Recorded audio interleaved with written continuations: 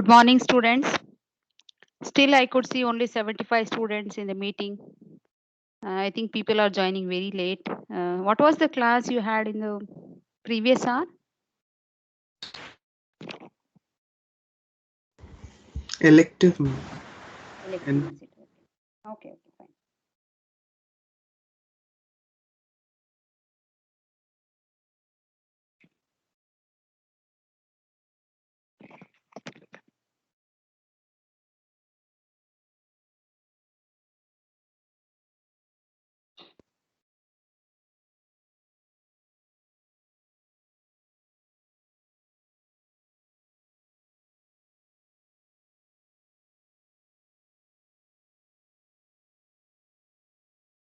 Okay, students, in the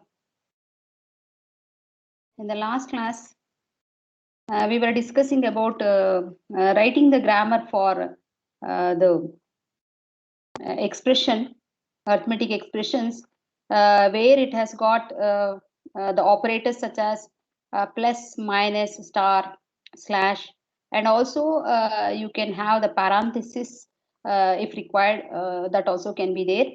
And here, whatever is underlined, you don't have to get confused with that. It's just the token name or the terminal symbols which has been underlined. You don't have to do that. It's only for reference. This is done. Okay. So in the last class, I mentioned that it is very important to have the unambiguous grammar, and also we need to take care of the precedences of the operators. Therefore, what we do is we will have to decide on the number of levels for the operators, and based on that, we will also decide on the number of non-terminals. Okay. So here, previously, what we had in the maybe in the previous grammar, whatever we had in this grammar, we had only from 0 to 7 those rules. And if you notice here, we have taken the same precedence for all the operators. But this will not serve the purpose, because again, the precedence, if it is not taken care, the computation can go wrong. Therefore, we will have to rewrite the grammar, and that's what we have done by introducing the different levels, by taking the priority of the operators, and that's how it got increased in the number of rules also, and the number of non-terminals also we would have increased, because we have to take care of everything. Okay. So now, if at all I have to, are you able to see this? Okay, one second.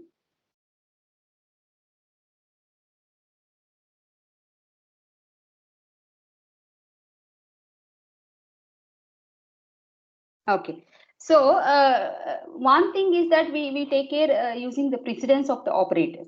Okay. And there is another concept known as the operators associativity, where this is also required, because whether we give the importance from left to right or from right to left, whenever the same precedence appears. Like we know that plus and minus are having the equal precedence. Similarly, star and slash are having the same precedence. And now, how do we decide that which has to be computed first? Okay, so that's why we need the associativity, so that we take care whether we are giving the priority from left to right or from right to left. Okay, suppose I take this example: 100 divided by 10 into 10. In this, both slash and star are having the same precedence. Okay, so you may think that okay, this can be computed first. It is not so. First we are going to take 100 by 10, then that is multiplied with 10. Okay, that is how it is taken. So how did we decide that then? Because this particular operator is having the associativity, which is the left associativity. Okay. Similarly, I have listed few examples of the operators which is used in C language, and also mostly have tried to put in the order of the precedences. Like the parenthesis will have the highest precedence, and also it is given from left to right associativity as a priority. And similarly, the unary minus and unary plus, that is from actually right to left. Logical negation or bitwise complement is right to left. Exponent is right to left. Multiplication, division, modulus is from left to right. addition subtraction is from left to right, logical and is from left to right, logical or is from left to right, and assignment is right to left. Okay, so whichever is very commonly used, those things I have listed here. And the associativity is important because whenever you have the same precedence operators being in the expression, then you will have to decide which has to be computed first without the parenthesis. So actually here, if you take this example, we are assuming that, okay, this is computed first, means we are treating like this. 100 by 10 is computed first. Then only we are multiplying that with 10. So that's how it works. Even this is important because when you try to implement in the lab, no, when we will use a tool called YARC, in the lab, you will have to take care of this also. Otherwise, what happens? The results may be wrong, and that is both the precedence of the operators as well as the associativity of the operators. Both are required actually. Okay, and the compiler cannot decide everything on its own. Therefore, we will have to give the instruction in such a way that everything is managed correctly. Okay, so this is the derivation with respect to our grammar, whatever I showed there. Now, if you observe, it gives only one possible parse tree for this expression, that is x minus 2 into y. Okay, so there is no other possibility because we have taken care of the number of non-terminals, we have taken care of the levels, we have taken care of all the precedences of the operators, and internally even the associativity is taken care. Therefore, now you can only get one parse tree and there is no other tree for x minus 2 into y. Similarly, you can try with any other sentence also. So if we generate the rightmost derivation also, what happens? You can compare and see. Did you observe that the leftmost derivation corresponding tree is this? So here, if you see, first 2 into y is computed. That result is you are performing the minus operation from x, and that's what we are doing. Okay, coming to the rightmost derivation, what happens here? Also the same thing is happening, isn't it? So we get the same parse tree for the rightmost derivation also for the same sentence. That's why I told whenever you want to prove the ambiguity of the grammar, for some sentence you have to try with the two leftmost derivations or two rightmost derivations, or the best way is prove using the tree where the structure can be seen properly and you can say that yes, it is ambiguous. Okay, so that is about the example which we took. We tried with unambiguous grammar, which is a good grammar now, right now, and previously we tried with the ambiguous grammar, but to some extent it was better. But the first grammar, whatever we took, that is E is equal to E plus E or E minus E or E star T, that is a very bad grammar, I would say, because nothing is taken care there. Okay, so definitely we have to take care of the number of non-terminals and the precedences of the operators. Okay, this one I want you people to get involved in solving this. Is it visible, students? This screen? Yes, ma'am. Yeah. Okay, now I want you to write an unambiguous grammar to represent logical expressions using and or not, and maybe you can also make use of the parenthesis, left and right parenthesis, and then num. Okay, so now it is that I have already explained in the first example how to decide the rules and how to decide the number of non-terminals. Okay, can you please tell me which is having the highest priority among these?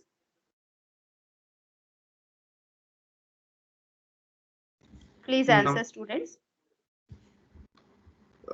Parenthesis, ma'am. Okay, parenthesis. Next, highest. Not. Okay, next highest. And or. Okay, so okay, now if I start, I will start typing. You have to help me now.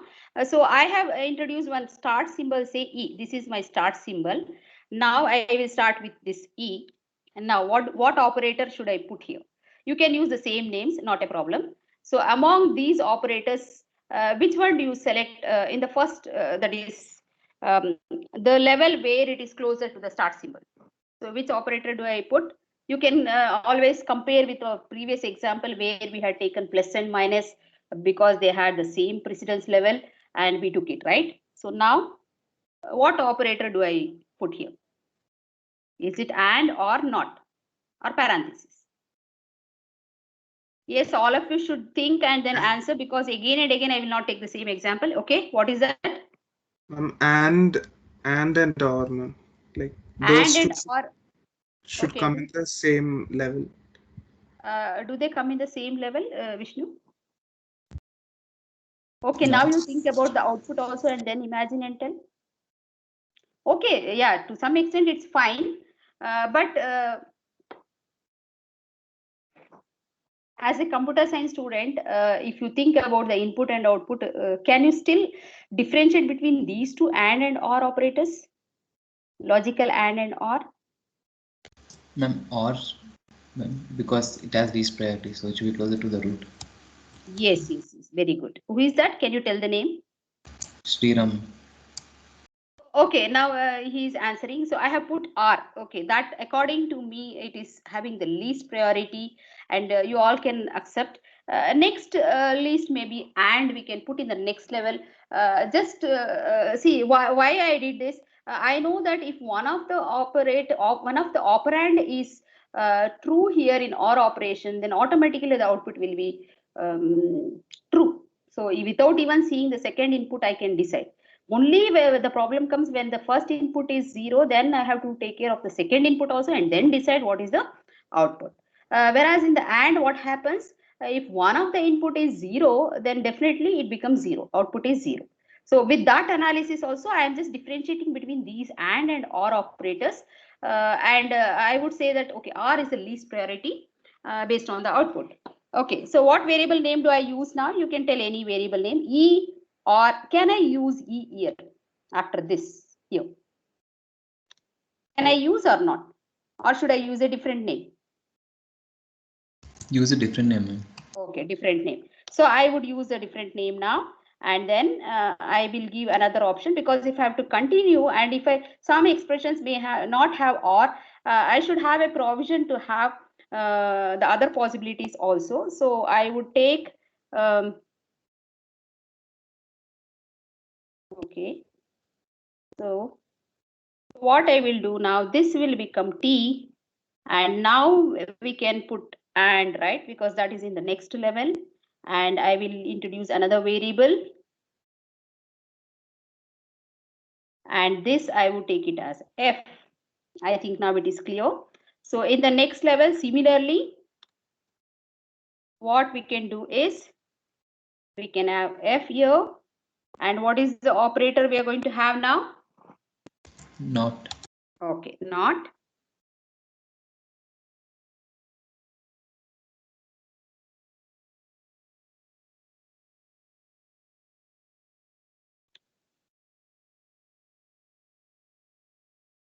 Okay, I will introduce another variable, not a problem. Some X I will introduce.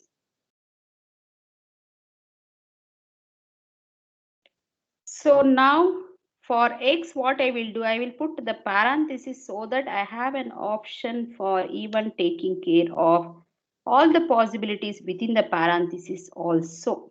Okay, and then finally I can give it as num.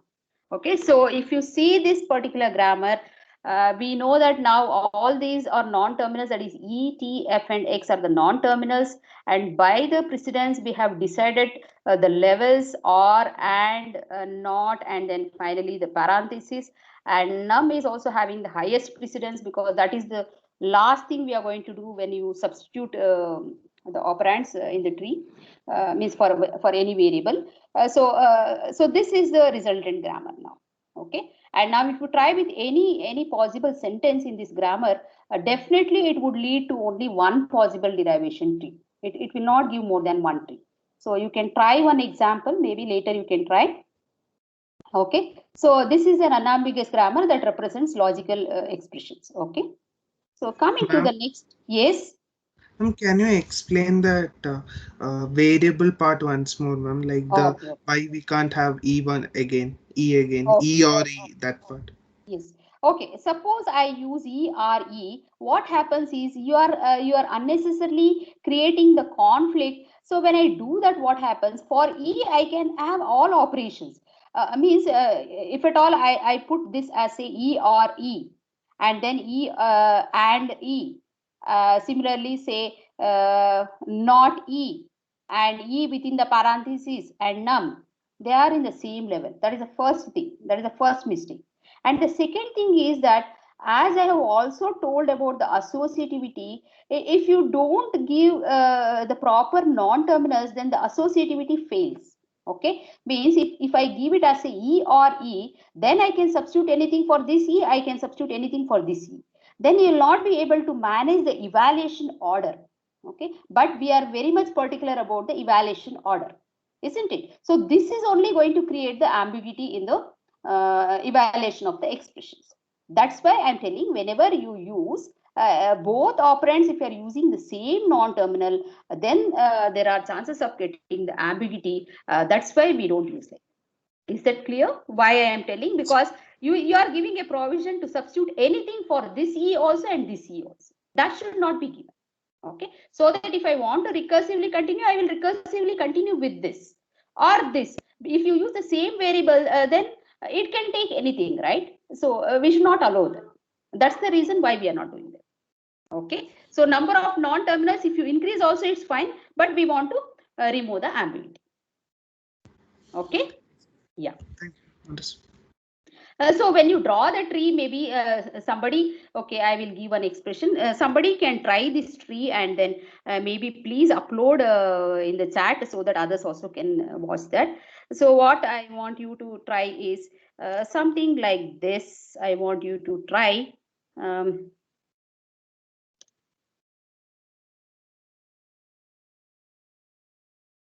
Okay, simple example would do well, not a problem. So this is what you want to, you have to create a derivation tree and check whether there is only one possible derivation tree for this particular sentence. Okay, this is the given sentence now. Similarly, you can verify any sentence, students. I have given just one example. Somebody can try and please post it in the chat so that others also can see the answer. Okay, so now when you do the derivation, you'll understand what is the importance of all these operators and then what is the importance of the variables. Okay, that many variables. Okay, so coming to the next example, I think this you have tried in your TOC. Whether this is ambiguous or not is the question. Okay, this particular grammar is ambiguous or not.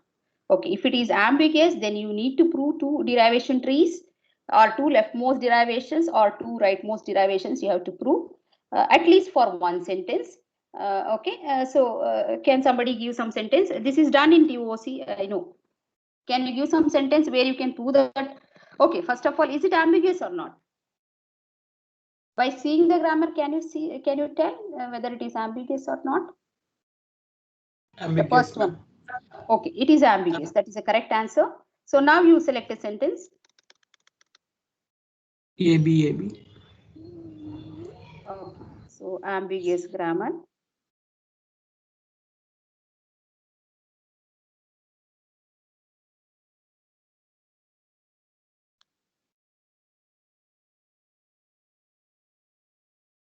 Okay, so sentence you are saying AB.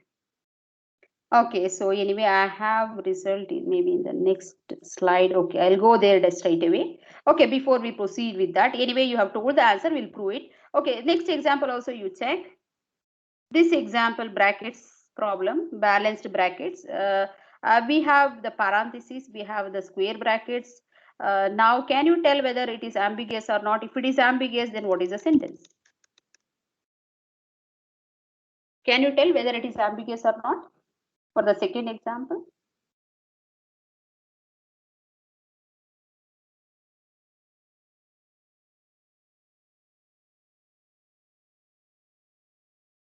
Are you trying? Somebody is trying? Okay, I'll give some time for that. You keep thinking about that example. Okay, now why it is ambiguous? Because of what this problem has arisen? Did you notice, or did you ever thought? Did you analyze why it is going to be ambiguous? Before I give the answer, it is there in the next slide. Maybe I can show. before that, I want whether you know what is the reason why it is ambiguous. Because of what? Two S's are coming together, like in the same uh, expression. There are multiple recursion, like both side it can grow. That's the probable reason. Yes, of course. Yes, that is the thing. And which is creating problem? Do you know this epsilon is only creating the greatest problem actually. And if you remember in TOC, what you would have done, you would have removed epsilon, the lambda productions you would have removed, and then that is one of the step in the simplification, right? So whenever for our creating grammars, we do prefer using epsilon, but practically speaking, this epsilon will create lot of problems. That's why it is ambiguous. Okay. So I will show this in the slideshow only, maybe. Okay, first step we started with S, then we applied AS, BS as a rule. Next step also we applied, okay, we applied a BS AS because I have taken the string as a AB. Then this is epsilon, this is epsilon, and this is epsilon. This is one possible tree. Similarly, we'll check with other possible tree. So we started with S, same way, ASBS. Then for the first S, we applied epsilon. Then for the second S, we applied ASBS. Okay.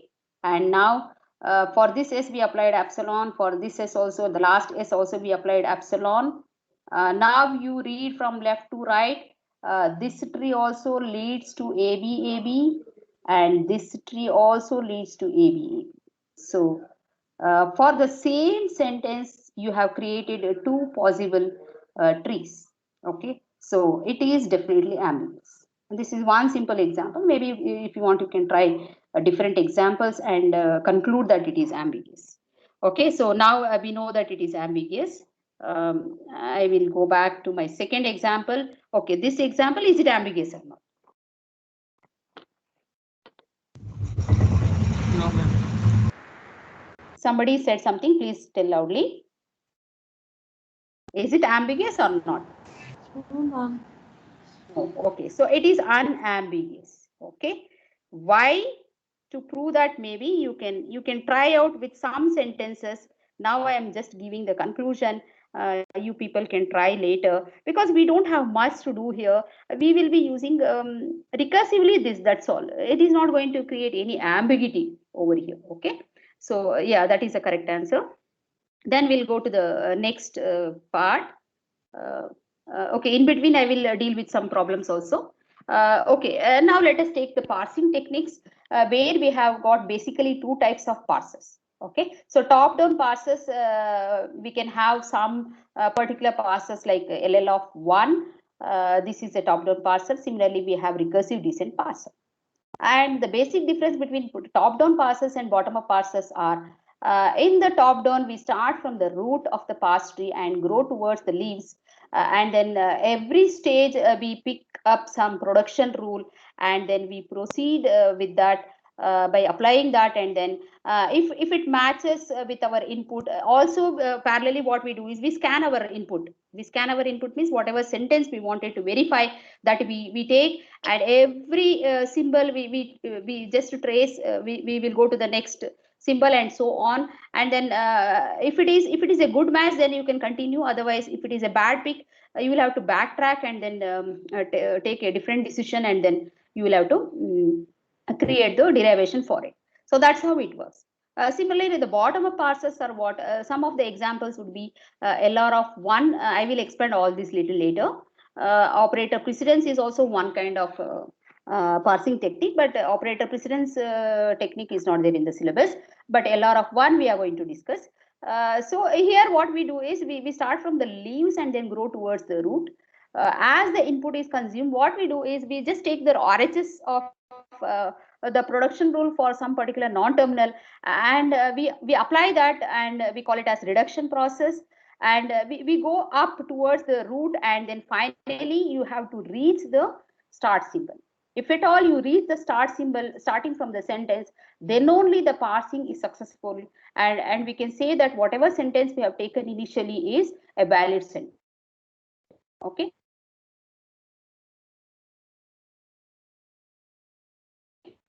So or not, but the way we process is here it is from top to bottom, the other one is from bottom.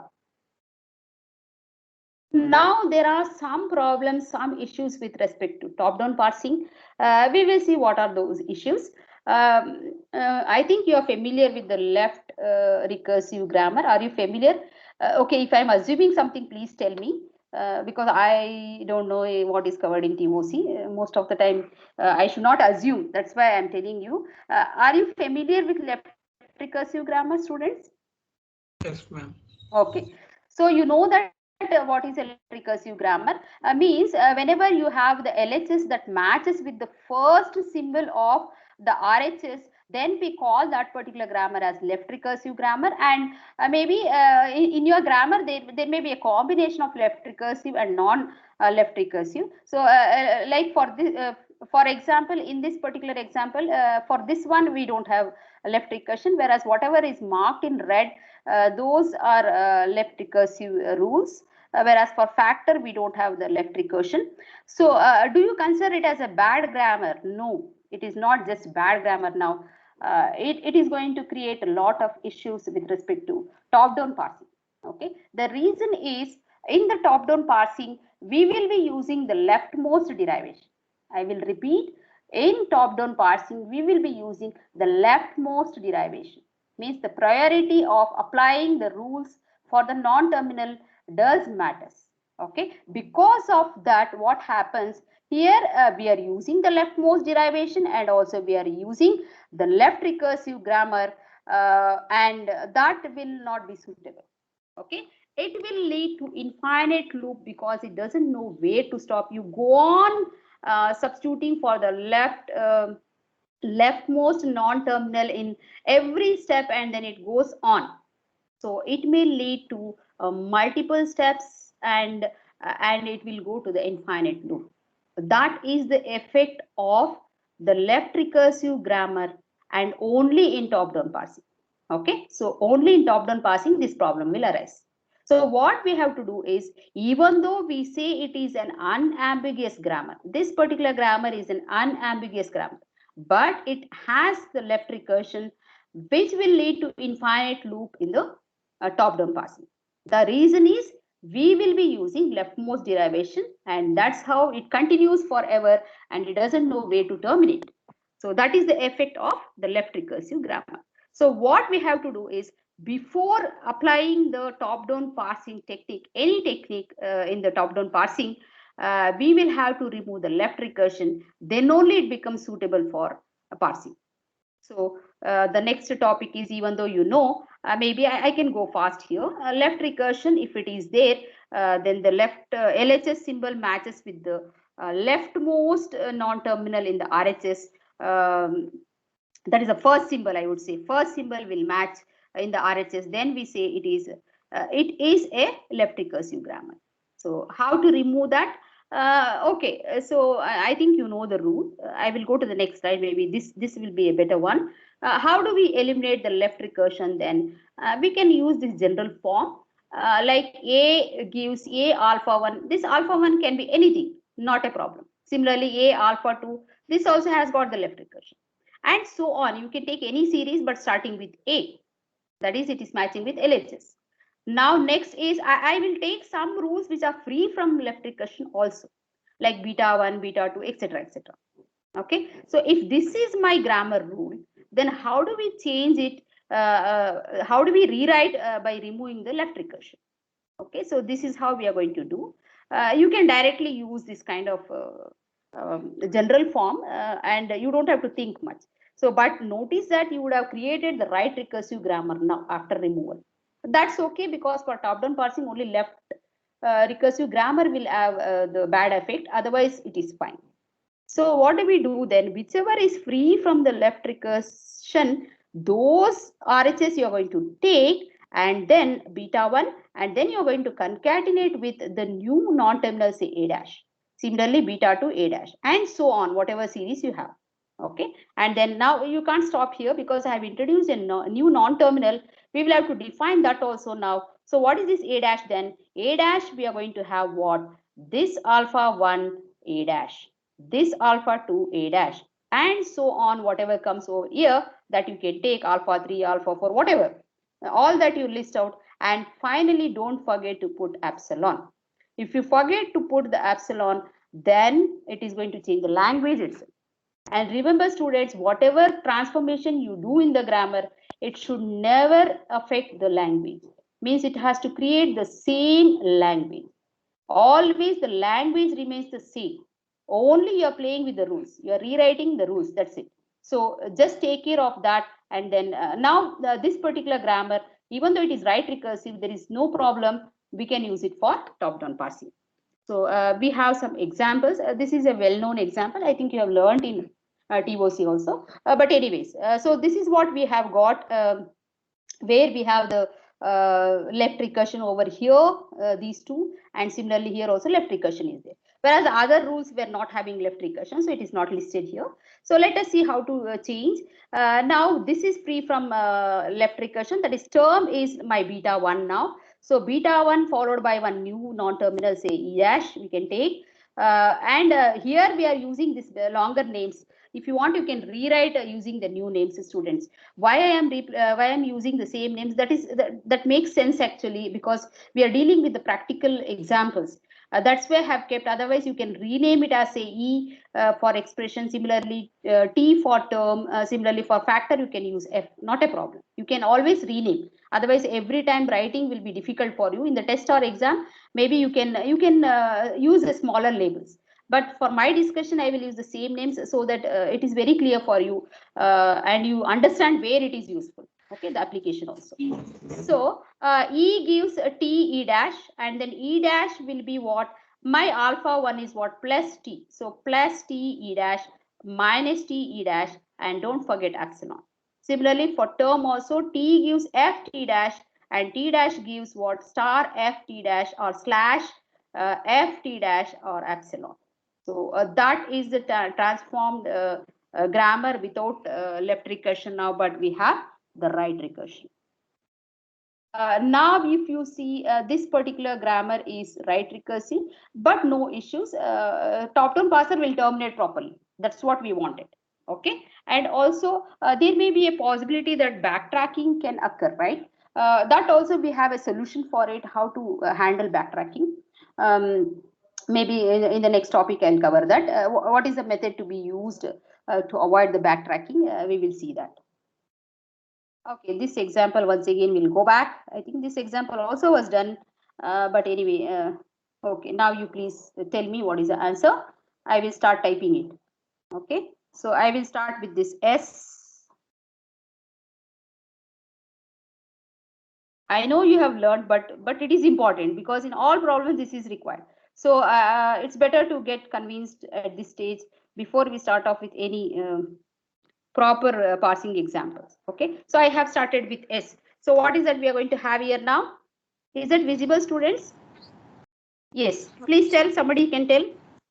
Okay, so how do I redefine after removing the left recursion? BS.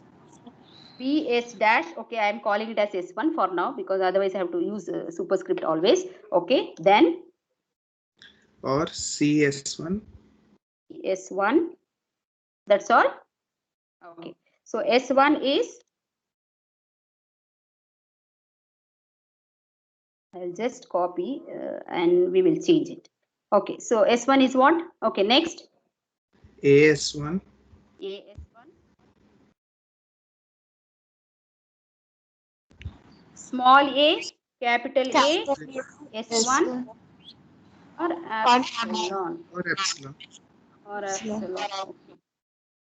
Epsilon, I have to search now. Okay. So, we are done with the first rule. Similarly,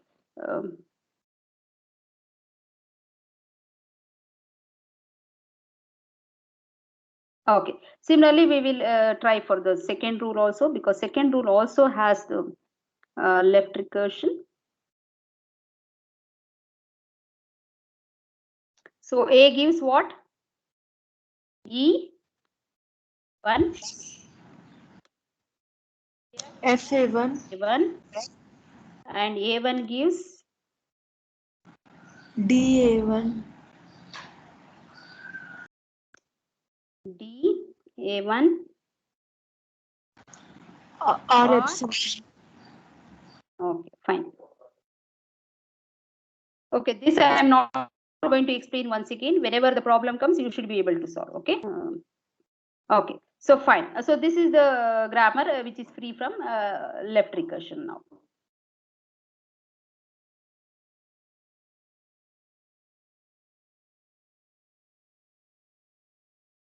Okay. So let us take the next example.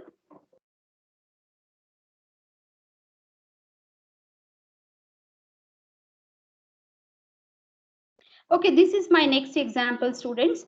I have labeled the rules also, like first rule is 0, second rule is 1, and so on. I have purposely taken a bigger grammar because I think in TOC you would have practiced smaller grammars, and the derivation also you didn't have much to decide because very less possibilities were there in the RHS. Okay, now let us take this particular grammar. And did you find any practical application of this? What did you understand after seeing this? What kind of grammar is it? Can you please tell? Is it visible or should I zoom? Okay. Can you tell what kind of grammar is it? Just see every rule and tell me some points about this grammar.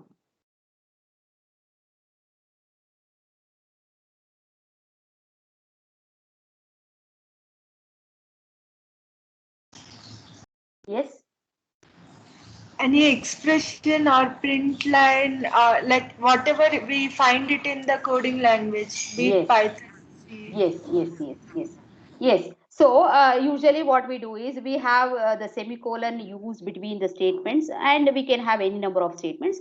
So you can recursively use that. So that is the first rule. As similarly, I can have a variable and I can have the expression in the RHS. And okay, this colon followed by equals is nothing but the assignment operator in some language. So that's what is used. So I can have some expressions on something like this in the RHS. I can have expression and then I can have identifier in the left hand side. So that is one possibility as a statement. And also I can have a print statement. I can print something. This also, whatever I want, I can use it. Some expression I can print or something like this I can print. Okay. And also definitely we need the terminus to terminate. So E can be, the expression can be just one variable or some number we can have. Or we can have the arithmetic expression as well, or we can have something like this, and so on. So that is what is our grammar. So it is just a part of our program. I would say some things only we have taken care, not everything. So this is a grammar which can show the some language construct over here. Okay, now what is my expectation is I want you people to try this id is equal to num, this entire big sentence, which should be derived using the leftmost derivation and also using the rightmost derivation to see the difference. And do you see left recursion is involved in this grammar, students? Do you have left recursion? Yes, ma'am. Yes. Okay, in which rules we have got left recursion? 0 and 5. 0 and 5, that's all. We can misguide you people placing in a different way. And 0 and 5 is, 7 yeah, also. and 7 also. Okay, so 0, 5 and 7 are the rules that are having the left recursion. So first my expectation is that before the removal of left recursion, you have to derive this sentence using both leftmost derivation and the rightmost derivation. Then my expectation is that you have to remove the left recursion, rewrite the grammar, and for that grammar also you are going to find the derivation or derivation tree. Okay, some things I will show now. I will present it now, and the remaining things you please complete. Okay, so this is my sentence now, and this is the grammar. I have listed here all the rules. So let us start with the leftmost derivation. So this is the first thing we are going to take. S gives S semicolon yes as the first rule. then because my sentence wants what, you have to see, you have to read the sentence always, and based on that only you're going to decide, isn't it? So anyway, why did I take this? Even though S is a start symbol and we had three options, but I selected the rule number 0. Why? Because I need a semicolon here. This is one statement and this entire thing is another statement. Okay, so that's why I decided to take this as the first rule, and we started with that. Next is what, if I'm using the leftmost derivation, then for me only thing is I can replace this leftmost S. So and again you go back to your sentence and see what is that we are pointing here. Now I am pointing here ID. So I want ID here, and after that what is there, colon equals num.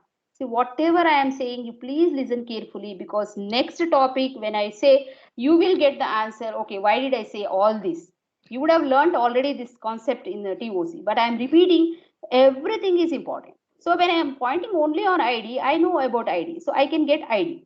So is it for S ID, this is the only possibility, so no issues. So you will definitely select this ID is equal to E only, you're going to select. But sometimes if another rule is also there starting with ID, then you will have a conflict, whether I should select this one or the other one. Okay, so then you need to take a decision. Anyway, here no confusion, only one possibility is there with the ID. So I decide to take the rule number 1, that is ID is equal to E, and followed by whatever is there. Okay, so next is what, next is that ID I could get as a terminal symbol, then equals also I could get, and the next non-terminal is what, E. So for E means what is that I am expecting here, I want to get the num.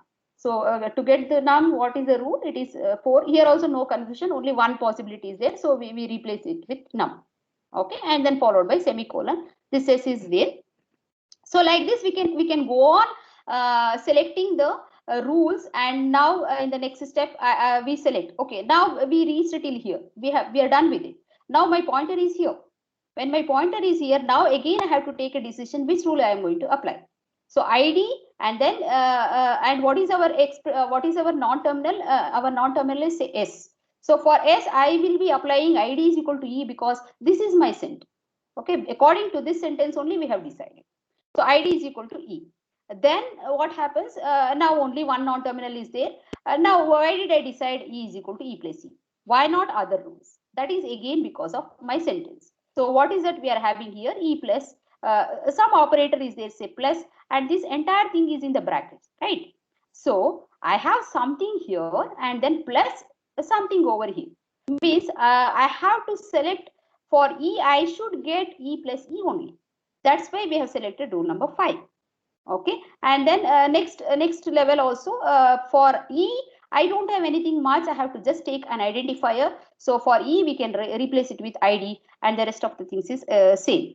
Okay, and now after this plus, so when I point here, I am done with plus also. My next symbol is what? My parenthesis. So for parenthesis means we have to apply the corresponding rule. So we are going to apply E gives S comma E within the parenthesis. So that is also done. Like this, we go ahead and we apply the rule step by step, and then at every step you're going to apply only one rule. Remember that. Okay, and these are the rule numbers have listed in the left side, where at every stage how you are applying the rule. Maybe in TOC you would have practiced writing in the brackets. This is the rule, so you don't have to do that now. You can use the labels itself. That will save time also. So you can do this. Okay, and now for this E also num is only going to come, right? Because it is num plus num. Don't apply the same rule for both the variables. You should not do that. Even though it is the same rule, but we have to show it in the next step. Okay, see, observe here, rule number 4 is applied in this step and in the next step also. Because one at a time only we are going to take. So this E is replaced in this step. In the next step, we are going to replace the other E. Okay, and so on. And finally, we get the string whichever we wanted. So this is the leftmost derivation. Similarly, the rightmost derivation, I know that leftmost derivation is much better than rightmost derivation, because it is easy, because always our reading also is from left to right, and the sequence we follow also is left to right, so it becomes easy. But whenever you take the rightmost derivation, yeah, a little bit, maybe some people will have problem, not all, but by practice you will get. So I have to apply for S first. So I have to see what is that I have got. as the suffix part, okay, as the suffix part. So what do I have then? I have something this as a suffix. This entire expression or entire this particular thing is one statement. So this is what I wanted, right? So first what we are going to do is I have id is equal to all this. So we are going to apply that first, okay? And then now this is the rightmost non-terminal. So now you have to decide what is next. So id equals I have got. For this e, what is that I have to apply? I have to apply because the plus operator is there. You will have to decide this. Okay, so e plus e is applied. Then I have the left operand is fine. I have the right operand which is in the parenthesis. So I decide to apply this. Okay, and now again, even though there are many non-terminals, what I don't have choice because I'm using the rightmost derivation. So the only way is the rightmost variable have to be replaced first. So I replace this e with id. Similarly, in the next step, this yes is replaced by id is equal to e because that's what we have here. And in the next step, we need e is equal to e plus e. Now in the next step, the rightmost e is replaced by num. Again, in the next step, this e is replaced by num, and we completed this portion. Then now coming back to the next level is what we have this e over where we can replace it with id, and we do that. Okay, so like this we are able to get the final solution. So this I have completed. Before applying the left recursion removal, I have shown both the leftmost derivation and the rightmost derivation, and somebody can take voluntarily this problem also and solve and post it in the chat so that others also can refer. Because it takes a lot of time if I show all the trees. Anyway, you know how to create the tree. Write it properly, and maybe you can share. Now for this grammar, already you have identified there is left recursion involved. So we will have to remove the left recursion. If I'm running out of time, you please tell. Okay, only 3 minutes left. I'll finish this. Okay, so now this is print of L within brackets is free from left recursion. Similarly, id is equal to e is free from left recursion. So that's how we write id is equal to e s bar, the new variable we have introduced, and we write my alpha is now semicolon s followed by s bar and also epsilon.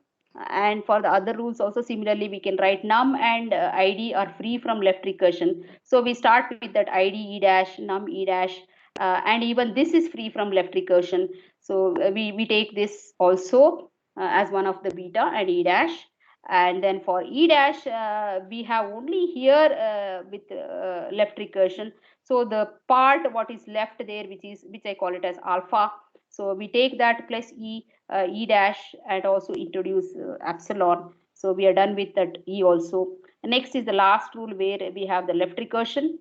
So e is free from left recursion. So we start with that e l dash, and then L dash is equal to, so this part you're going to take comma e and followed by L dash epsilon. Okay, so that's how it has to be done. This, can we remove left recursion in this also similarly?